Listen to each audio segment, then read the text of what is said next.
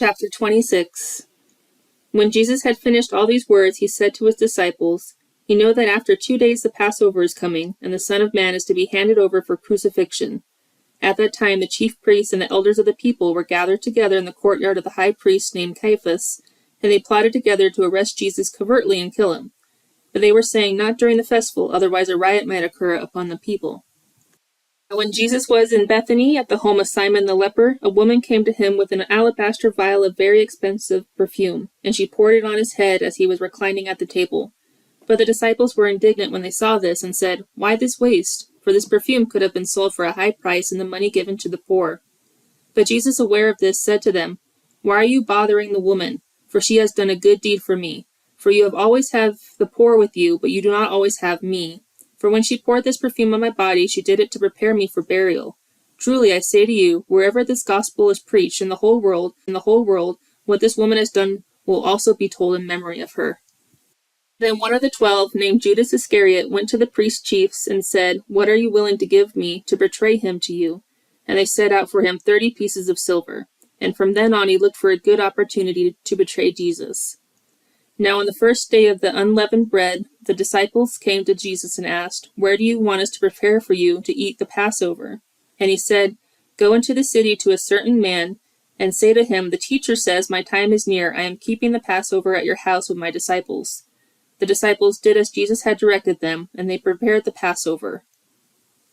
Now when evening came, Jesus was reclining at the table with the 12, and as they were eating, he said, "Truly I say to you that one of you will betray me."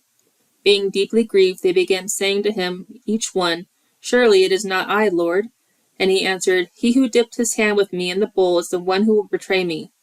The Son of Man is going away just as it is that man by whom the Son of Man is betrayed. It would have been good for that man if he had not been born." And Judas, who was betraying him, said, "Surely it is not I, Rabbi." Jesus said to him, "You have said it yourself." Now while they were eating, Jesus took some bread, and after a blessing he broke it and gave it to the disciples, and said, "Take, eat, this is my body." And when he had taken a cup and given thanks, he gave it to them, saying, "Drink from it, all of you, for this is my blood of the covenant, which is being poured out for many for forgiveness of sins. But I say to you, I will not drink of this fruit of the vine from now on until that day when I drink it with you, new in my Father's kingdom." And after singing a hymn, they went out to the Mount of Olives. Then Jesus said to them, "You will all fall away because of me this night, for it is written, 'I will strike the shepherd, and the sheep of the flock will be scattered.' But after I have been raised, I will go ahead of you to Galilee." But Peter replied to him, "Even if they all fall away because of you, I will never fall away." Jesus said to him, "Truly I say to you that this very night, before a rooster crows, you will deny me 3 times. Peter said to him, "Even if I have to die with you, I will not deny you." And all the disciples said the same thing as well. Then Jesus came with them to a place called Gethsemane, and told his disciples, Sit here while I go over there and pray." And he took Peter and the 2 sons of Zebedee with him, and began to be grieved and distressed. Then he said to them, "My soul is deeply grieved to the point of death. Remain here and keep watch with me." And he went a little beyond them, and fell on his face and prayed, saying, "My Father, if it is possible, let this cup pass from me. Yet not as I will, but as your will." And he came to the disciples and found them sleeping, and he said to Peter, "So you men could not keep watch with me for 1 hour? Keep watching and praying, so that you do not come into temptation. The spirit is willing, but the flesh is weak." He went away again a second time and prayed, saying, "My Father, if this cup cannot pass away unless I drink from it, your will be done." Again he came and found them sleeping, for their eyes were heavy. And he left them again, and went away and prayed a third time, saying the same thing once more. Then he came to the disciples and said to them, "Are you still sleeping and resting? Behold, the hour is at hand, and the Son of Man is being betrayed into the hands of sinners. Get up and let's go. Behold, the one who is betraying me is near." And while he was still speaking, behold, Judas, one of the 12, came accompanied by a large crowd with swords and clubs, who came from the chief priests and elders of the people. Now he who was betraying him gave them a sign previously, saying, "Whoever I kiss, he is the one, arrest him." And immediately Judas went up to Jesus and said, "Greetings, Rabbi," and kissed him. But Jesus said to him, "Friend, do what you have come for." Then they came and laid hands on Jesus and arrested him. And behold, one of those who were with Jesus reached and drew his sword and struck the slave of the high priest and cut off his ear. Then Jesus said to him, "Put your sword back into its place, for all those who take up the sword will perish by the sword. Or do you think that I cannot appeal to my Father, and he will at once put at my of angels? How then would the scriptures be fulfilled which say that it must happen this way? At that time Jesus said to the crowds, Have you come out with swords and clubs to arrest me as you would against a man inciting a revolt? Every day I used to sit within the temple grounds teaching, and you did not arrest me.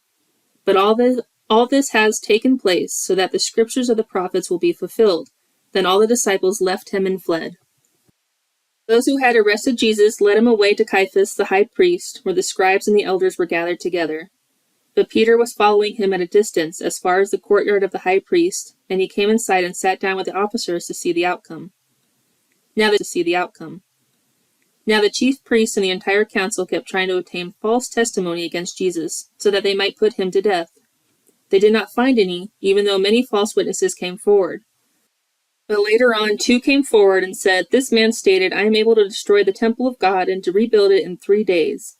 The high priest stood up and said to him, Do you offer no answer for what these men are testifying against you? But Jesus kept silent. And the high priest said to him, I place you under oath by the living God to tell us whether you are the Christ, the Son of God. Jesus said to him, You have said it yourself, but I tell you, from now on you will see the Son of Man sitting at the right hand of power and coming on the clouds of heaven. Then the high priest tore his robes and said, He has blasphemed.